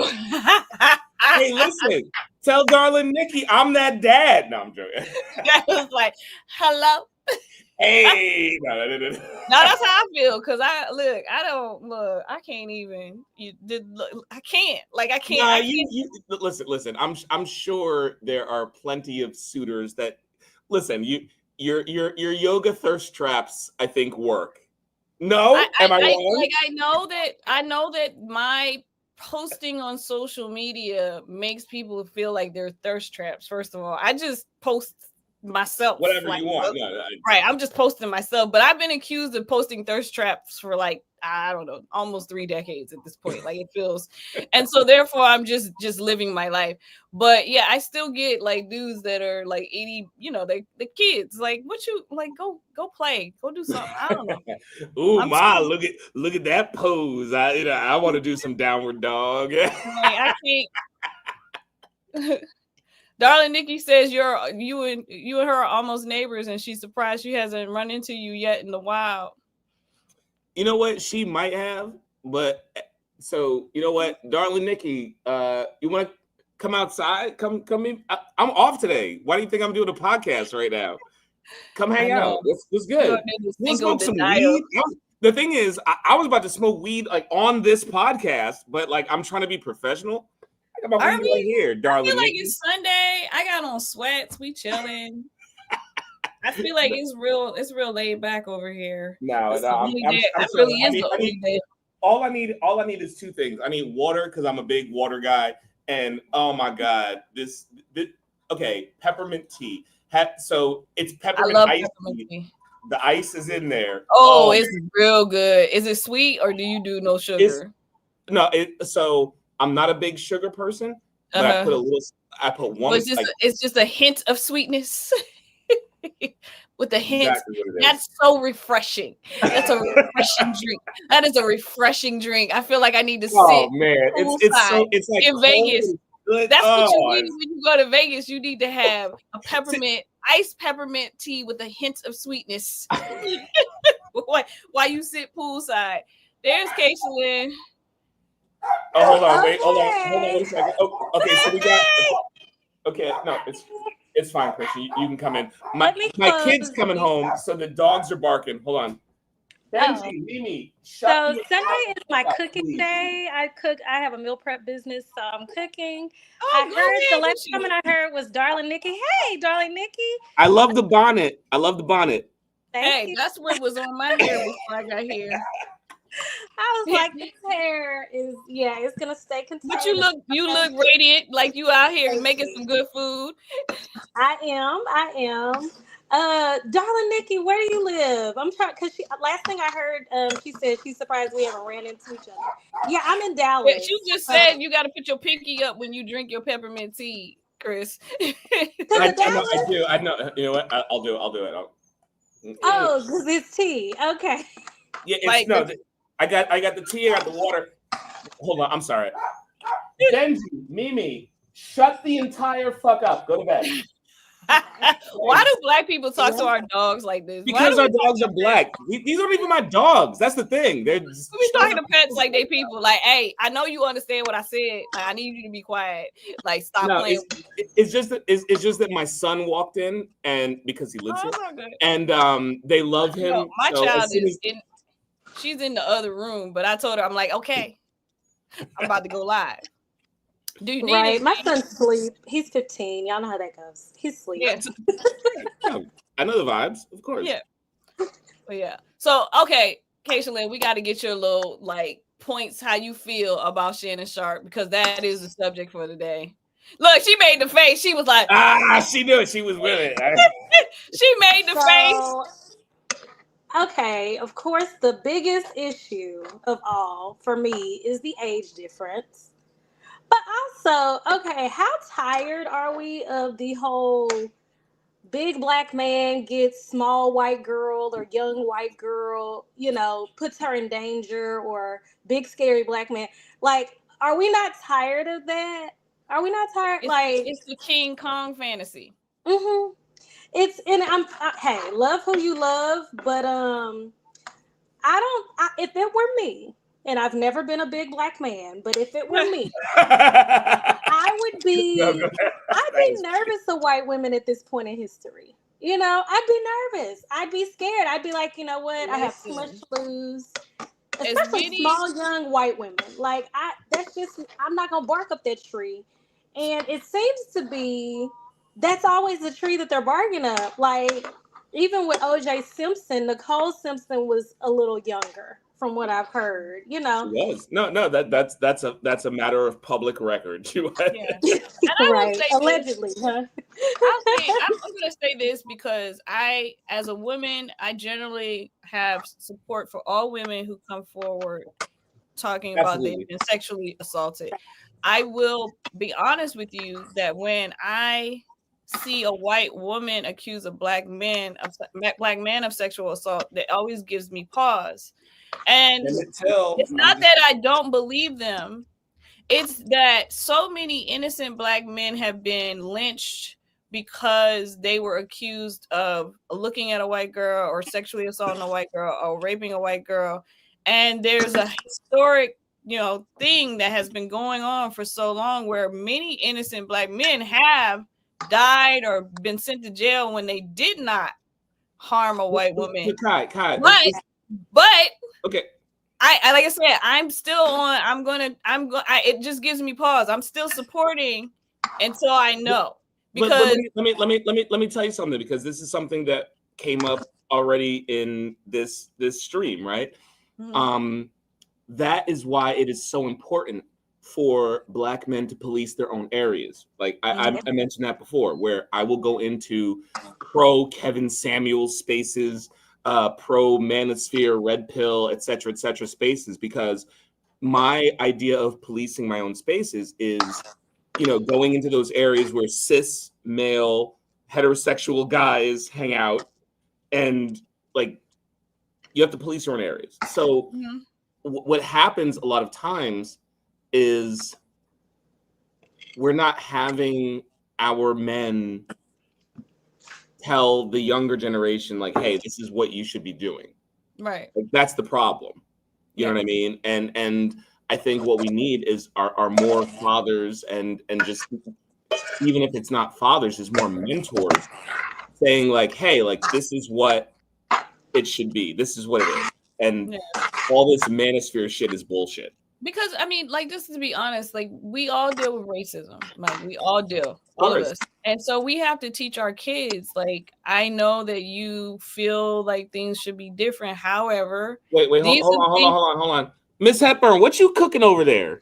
Right, she cooking something. Right, I was gonna say, because she like walked out of frame like she was grabbing an iron plate. Like you were speaking facts, and she's like, let me get on the griddle real quick. What are you doing? Yeah, she said she's doing meal prep. What are you making? So I have 10 different meals. I've got 2 clients today, but each day I do like a different meal for each lunch and dinner. So right now I'm finishing up some shrimp scampi. Why aren't you plugging your business? Oh, well, yes. If you're in the Dallas-Fort Worth Metroplex, I do meal prep on Facebook. This is my name, Kayshlyn Hepburn. Hit me up and I will send you a free consultation and we can make sure we meet your meal prep needs. Nice. I'm due for a trip to Dallas. I got a friend down there. I'm supposed to visit at some point. I just haven't gotten it together. Vegas, I got 2 trips on the calendar coming up, but Dallas ain't one of them. But I've been trying to get there for like a decade. My friend, her daughters, they're off to college now, but they were friends with my daughter. Oh, that's kind of trips. Leave the kids at home. No, their kids they grown now, but my girl's down there. But I need to go to Dallas. I keep hearing it's a place that I like hang out and have fun. So it's good. I born and raised here. I lived in New Orleans for 3 years during undergrad and came back, and I love it. Listen, I've heard good things. Well, let me from Black people who live in Dallas and are from Dallas. You guys seem like you enjoy it and it's a nice place to live. Now, outside of that, I don't know, but I feel like the community in Dallas is tight and it seems like it's fun. So I plan to visit it at some point. I just want to know how far are you away from Louisiana? Because I went to Orange, Texas a few years ago on business, and I was able to drive into Louisiana. Is that like a million miles away from you? Because I know that Texas. Dallas, I would say Shreveport, and that's where I tend to go if I'm just let me just go to Louisiana for whatever reason.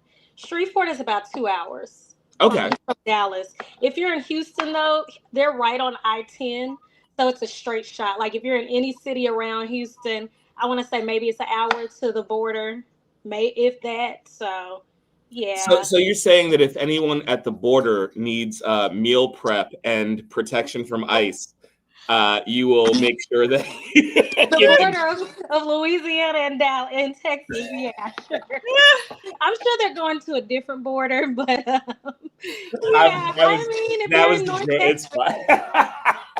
If you are in North Texas or Oklahoma or Louisiana, by all means, stop by. Or Arkansas. Arkansas isn't far either. So, yeah. Now I'm hungry. Yeah, she just said. I'm wrapping up and I'm like, damn, I need food. I'm telling you, I'm hungry too. But yeah, Shannon Sharpe, he ain't shit. And I think he enjoys his ain't shitness. So I'm gonna leave him where he is with that. Like, I don't like when people, do everything in their power to be, I shouldn't even say anti-Black. I don't think he cares. I think he's indifferent, right? Indifferent is the best way to describe him, in my opinion. When people try to not be a part of the Black community, I don't beg to add them to it. I'm not here to defend them. I'm not here to do nothing. It sounds like at best there was a consensual relationship, and there were times that sexual acts weren't consented to. That's what it sounds like, just from what I read, at least.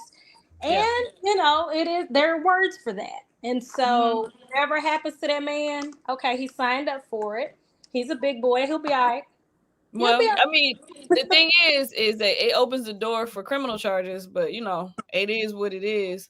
And I find that a lot of affluent Black men, once they get to a certain point and they have a certain amount of money, they start to distance themselves from this. Not all, but some, because it's like once you get to a certain level financially, you can kind of do whatever you want, and suddenly you don't feel some of the restrictions of racism, so you feel like, oh, I don't have to, I'm not part of that anymore. But see, that's something that really just strikes me as just a gigantic red flag. Hold on, I'm sorry. Benji, Mimi, shut the entire fuck up. Mimi, she putting pasta in the dish, and you cussing out the dogs. Okay, I know, right? Like, no, a lot going on, y'all. So, I sound like Shannon Sharp talking to his girlfriend. No, no, they're annoying. No, it's fine. I love them. Benji and Mimi are the best. But anytime any of my neighbors like close a door or something, they're just like, what's happening? What's going on? I don't know. I'm dying. Like, you're in danger. You're in danger. You don't see? Yes. They're right there. Right there. I used to have dogs. I know. They were like, it's somebody at the door. You don't hear them. You don't hear them. There's somebody there. There is definitely somebody outside. I hear them. No, but I was gonna say something about Shannon Sharp, and then I got distracted. But when they try to distance themselves from the Black community. Right. Okay, so no, so the thing is, a lot of times when we talk about them distancing themselves from the Black community, it's not even necessarily that's what they're doing. Let's go back to what I was saying earlier. Like an hour ago. Where I was saying that the proximity to whiteness is what fuels a lot of this.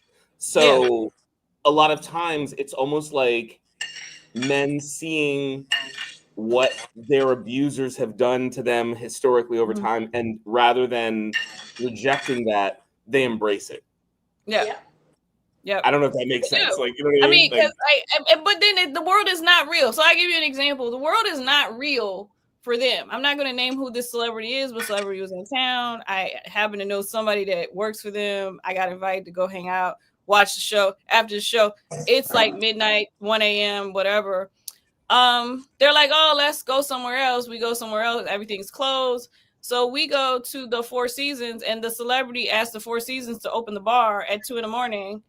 And they do, and they find staff. They got bartenders. Everything's set up all like in like 15 minutes, and they're living a life that nobody else lives. Like, I'm like, there's no rules. Suddenly, you don't have rules. Like life doesn't act like this for anybody else. We can't go to the Four Seasons at 2 a.m. and be like, hey, open a bar. I got a bunch of friends. Let's go hang out.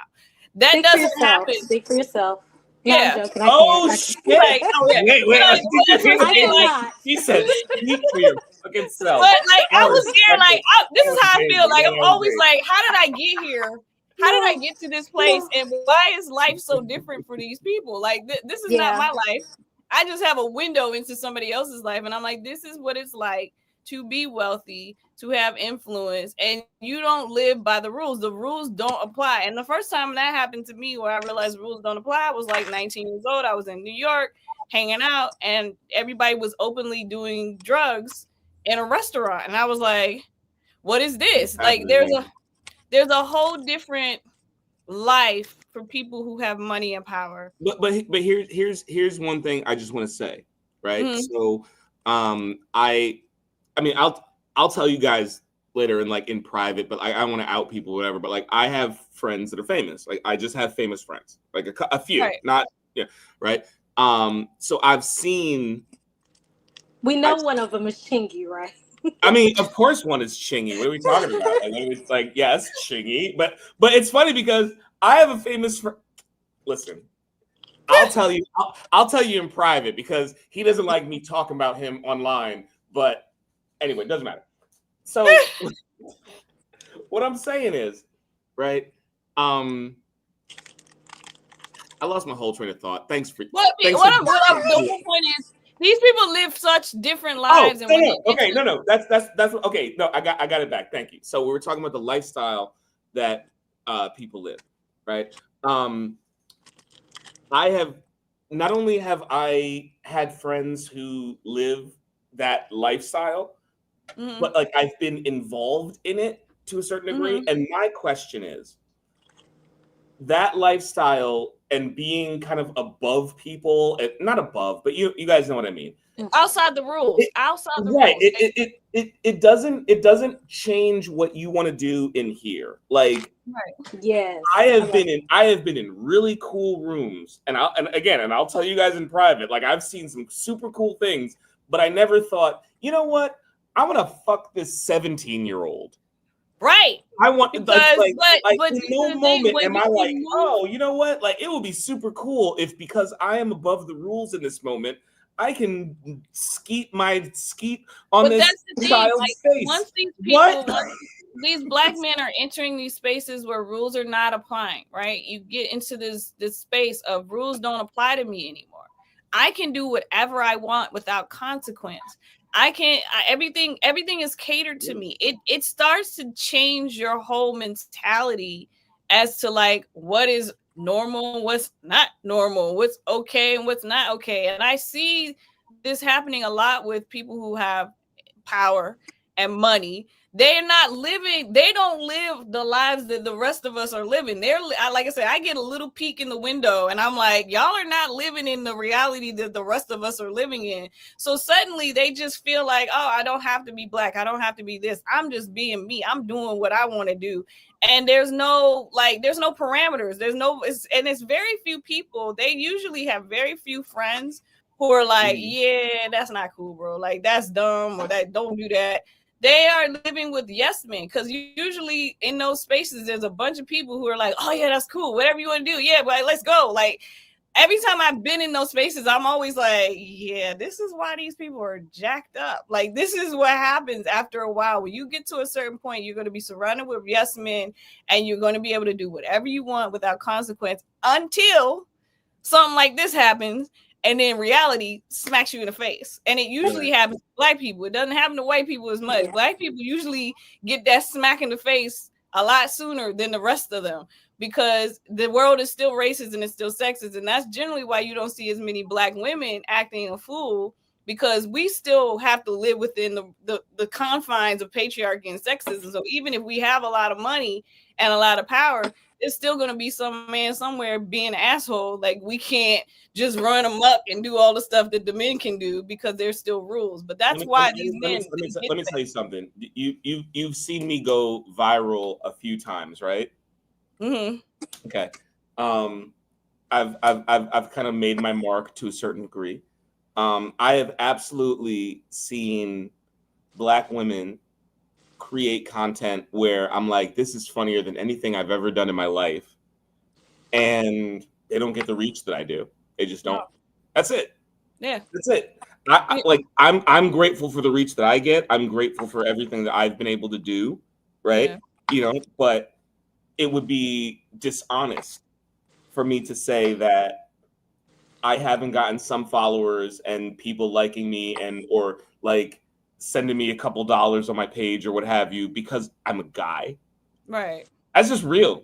I'm just telling y'all. That's what it is. Darling Nikki said, hold on, let me read this comment. She said, I've observed a lot of men saying to get NDAs signed as if that gives them a license to harm someone after it's signed. NDAs do not cover criminal activity. I need these ding-a-ling havers to read more. And it's true, they don't cover criminal activity. But a lot of, like, that is, NDAs not to disclose the relationship. That helps, I guess, but it does not cover, rape exactly. Yeah. So, but Keisha, were you going to say something? Yeah, go ahead. I'm sorry. Yeah.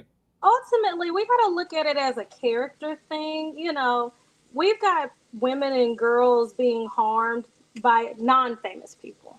Right. And 100%. Some people are going to do what they're going to do. Now they have more access to do it, or maybe they can get away with it for longer. But ultimately, it's kind of like y'all have both touched on. You're going to do what you're going to do. You just have more money to do it when you're famous or rich or whatever it may be. If you're not a rapist, or you're not a person that would take advantage of a young person, you wouldn't do that if you're Bill Gates. You wouldn't do that if you're, Beyonce or Oprah. You get what I'm saying? Yeah. Like, it doesn't matter how much money or fame you have. These people are just degenerates at a point. At a point. Because you got folks that do cocaine that are broke. You got folks that do all kinds of stuff that are broke. Like, you get what I'm saying? They're going to do what they're going to. Hey, I'm just saying. I've it been just, like I amongst said, them. it just gives So, them, it gives them more access and makes it easier. yeah. Strange Fruit just said, "Hello, KS died, folks." Hey, Strange Fruit, how are you? Hey. But yeah, they just, like I said, a lot of times I think they start not living in reality when you get to a certain point. Like life Absolutely. changes. It is a completely different world. Like I said, every time I'm in those spaces, I'm like, yeah, this is just weird and wild to me. And it's their norm. Their norm is not our norm. And so they get used to it. And it makes them feel safe to do all sorts of crazy stuff. And until life smacks them in the face. And that's where Shannon is. He's been smacked. He probably won't make it back to ESPN if the things keep, if the snowball keeps snowballing the way it's going. Look, here's the thing. Cancel culture doesn't exist. All right. So he'll be fine. He'll be fine unless criminal charges. The comedian Louis C.K. jerked off in front of a couple girls, and it was weird. And you know what? I just saw an ad for him touring or something like the other day. So it's like, I don't think that I don't think there's repercussions. Like I don't like the fact that there's not repercussions for things. When I say like he might not be back on ESPN, if the rape stuff goes farther beyond civil suit, it could hurt him. Like you know what's gonna happen if he's not on ESPN? He's gonna be on Fox Sports 1, and if he's not on Fox Sports 1, he's gonna be on YouTube. Like I don't do the same thing. Like, he's always gonna have people to support him, and that's part of the problem. Society people support R. Kelly. Like right now, people support women support R. Kelly, and every time I see the women supporting R. Kelly, I'm side-eyeing like, really? But I mean, that's the culture. Like we live in a sexist, misogynistic, racist culture, and people will support those people. What I think also happens specifically with Black people is because we're only like 12.5% of the population. When we have our quote unquote heroes, we don't want to tear them down. We go against that, right? So it's like, yeah, like Bill Cosby being a rapist kind of bothers me because I grew up with the Cosby. Not surprised. Not surprised. I'm not surprised by shit. But what I'm saying is, it's like, yeah, there is a part of me that's like, well, goddamn, like the Cosby Show really did make me feel like I could be somebody when I was a little kid.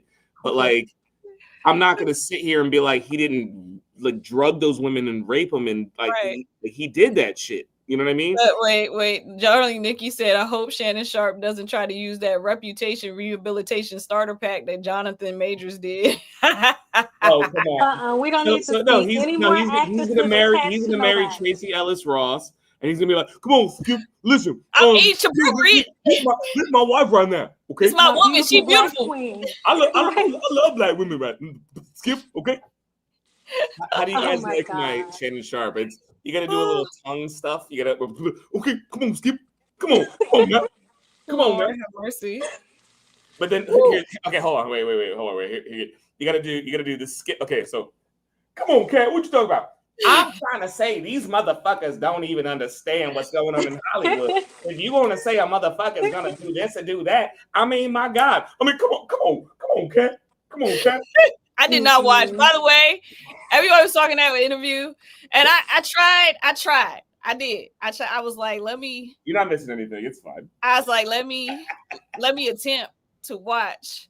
I don't think I made it like beyond a minute. Like I was like, I can't do this. Like y'all don't know how much I tune out. I don't think y'all know how much I tune out. The best Club Shay Shay interview in light of all of this is the one that he had with Monique. Because my Lord, I'm not a huge Monique person, but shit, did she read him for filth? She looked him dead in the eye and was like, "These young girls." She told him everything. She gave him a spoiler alert. Called it. She's like, "They aren't for you. You need to be with." I can't watch it. Oh, did we lose somebody? No. But you know what? With the Monique one, I'm gonna be real with you, only because of her, I guess, history. I think she was speaking from a place of come get you somebody literally like me. Literally just everything she embodies, as opposed to saying protect yourself. You get what I'm saying? Like, I don't think she was ever saying, hey, we've got this trope. Huh? I said, I didn't watch it. I have no opinion. I I didn't see it. Like, I don't know if y'all know, like, I live literally in my bubble. I don't know if you noticed this. Like, Kai really checks out. Like, there's like I said, I didn't even want to talk about Shannon Sharpe. I wanted to ignore it because I ignore so much on the internet. Right. Like, I see it and I'm like, nope. I'm just going past. I don't care. I don't have an opinion of it. I'm just like, I'm a glutton. I'm a glutton for punishment. So I'm the one that goes. I just say I like being in my bubble. I'm like, I'm cooking these food. These guys like black women are just making the world bad, and I just go in there and argue with them and get 30 days in Facebook. No, and then I'll post something. Wait, I don't know if y'all know. I'll post something, and then a bunch of people will get mad, or a bunch of men will get mad at me at something I said, and they'll like run to attack it, and I'm just like, oh, y'all are upset, and then I go back in my bubble. Like, that's pretty much my life. I just like, I'm like, I don't care. Like, I'm the one that goes scorched earth. Like, when those guys come to me, like the last guy that really like tried to come at me online, I literally found his address within 24 hours. And then scared him to death. Within 48 hours, I had like all of his information, and within 72, I was literally on the phone with his parents. And that was telling me, which reminds me, I think I got a message from him. Did I look? Hold on, let me see if it's still in there. I think I got a message from him. I didn't open it because I was gonna say because we were. This was. Yeah, I have a. Is that him? Hold on. Kawan Todd. Wait. Let me see. Yep, that's his parents talking about. I love you. Did he say I love you? Wait, no. You see, it's not open. It's not open. Put that in the middle of the camera. You gotta no. Go back. Okay, yeah. Just so right there. Okay, just so. And I was like, I think I saw that, and I was like, I think it's that guy. I didn't open it because I don't know. Listen, I talked to that dude's mama, right? Yeah. What's she saying? Oh man.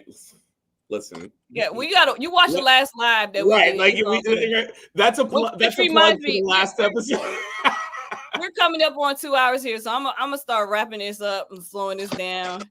God, I got stuff to do. But so next week we're gonna try to do Cinco de Mayo. We gotta coordinate who's gonna do Cinco de Mayo. Hey, I'm down. I'm totally down. Just so you know. Cinco de Mayo on the Sunday to celebrate. You down, Keisha Lynn? You want to do Cinco de Mayo? All right. I don't know what it is, but I'll sign up. It's the anniversary of Kevin Samuels dying on Cinco de Mayo. I completely forgot. Oh yes. My goodness. So we're doing Cinco de Mayo, but we're gonna do it on Sunday. So I got to make sure we know everybody gets coordinated. Like, I know I be trying to figure it out, and I'll send links and stuff. You know, I get it done eventually. You laugh, Chris, but I get it done. I do. Hey, that is pretty close to the date. I mean, it's gonna be the 4th, so might as well. Yeah. Like, I know you laugh, Chris, but I get it done. Did you get a link? No lies detected. You get it done. Did everything come together? Is that also? It's all. Did it coordinate? I was late. You were on time. I was like, oh, I need a minute. Can you send me this link elsewhere? Like I was. So like next week, Mike. In fact, you should do an intro so I can put it because when they ask me if I have an intro, I can add the intro to the thing. Okay. No, I will. Okay. Yeah. So you want like a hip hop vibe? What kind of vibe you want? I don't know because it's like what do we it's Kai and Chris live, right? So like just that's what we're doing. When you figure it out, you go for it. I'm gonna make it I feel like what's his name? I feel like Jeffrey Holder in Boomerang, like, and you have all creative control. You just do what you want to do, like whatever it is, like, and it might come back and it might be bananas and cherries. I don't know what's. Listen, you know me at this point. I'm a crazy person. It's gonna be bananas. So, I'm like, you got it. I'm like, Marcus, you got it. You got it. Just go for it. You got everything. You got all the creative control. Like, go for it. Darling Nikki says the 80s talk show intro. You are going to regret giving me that creative control. I might, but it's fun. Like, I think we got a little good vibe going here. We got good chats. This is just the second one, Keisha Lynn. We have only done this twice. This is just the second time.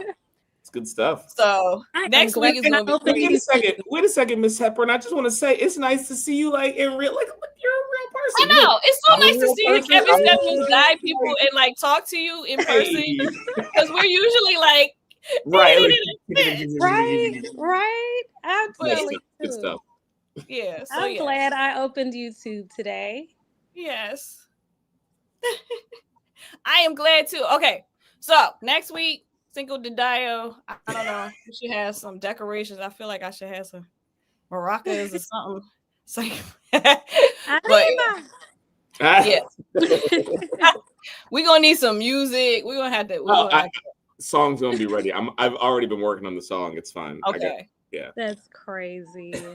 So let's have fun with that, and then we're gonna make them mad. They're gonna be really mad. We should advertise. A man has died. You need to. I don't know that man. I don't know why you are just so impressed with his death.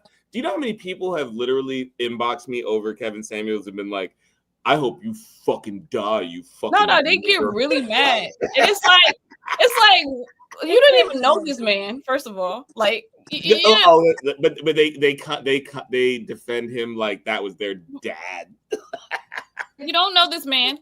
He died with a heart attack. I don't want to say she was a sex worker. Oh, no, you can say she was a sex worker because it did come across as work. I am pro sex worker. I have done a. I know, but I don't know. Like, I don't know if she was a sex worker.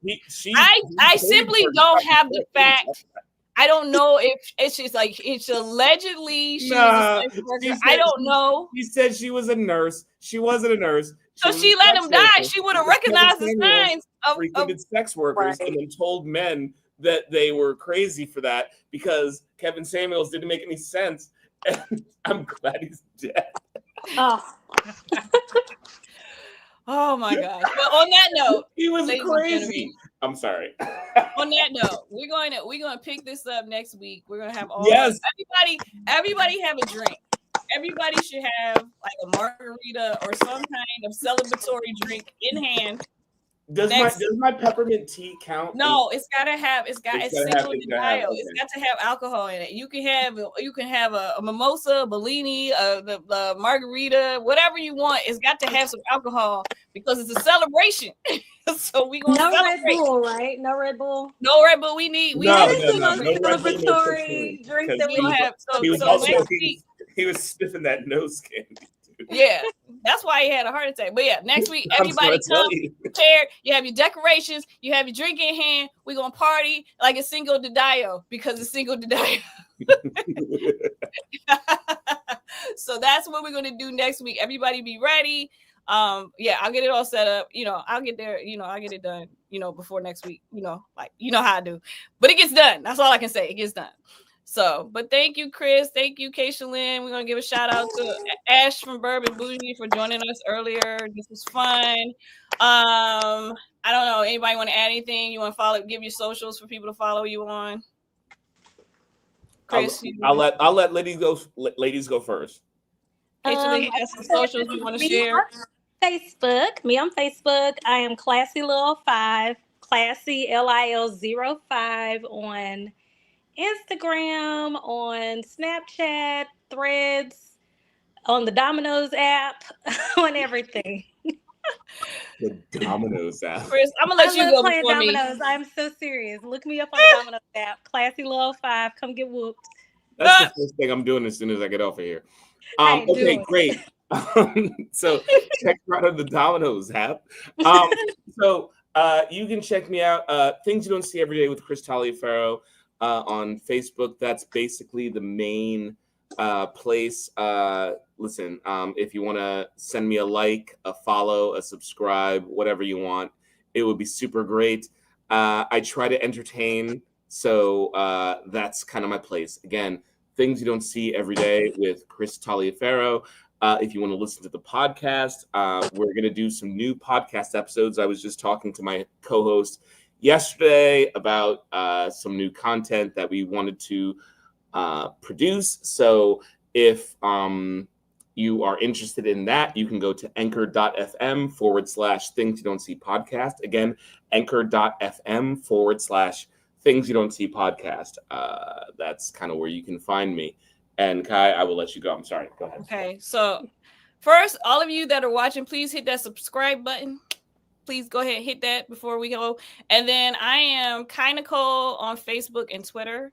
and I'm Kai Fly Mommy on Instagram and Threads, and it's KAI. Everything else is normal. So yeah, make sure you follow. Make sure you shout us out. You know, I reply people except to strangers in my DMs, like men. I don't reply to those, but I reply to comments. I love you. I reply to comments, so you can leave a comment, and I will definitely. Hey, can I send you a dick pic, Ma? You look so sexy, babe. I'm not opening. You saw that the message was not open. Did you see? Like, I was like, no, we're not going to open that. I was like, I think I recognize that name and that torso because it came up. Okay, anyway, that's neither. Watch the last episode so you can know what we're talking about. Anyway, that's neither here or there. I hope everybody enjoyed. We'll see you next week, 9:00 Pacific time, 12 noon Eastern Standard. We will be back for Cinco de Mayo, and you know, I hope everybody enjoyed. Peace, guys. Bye. Okay.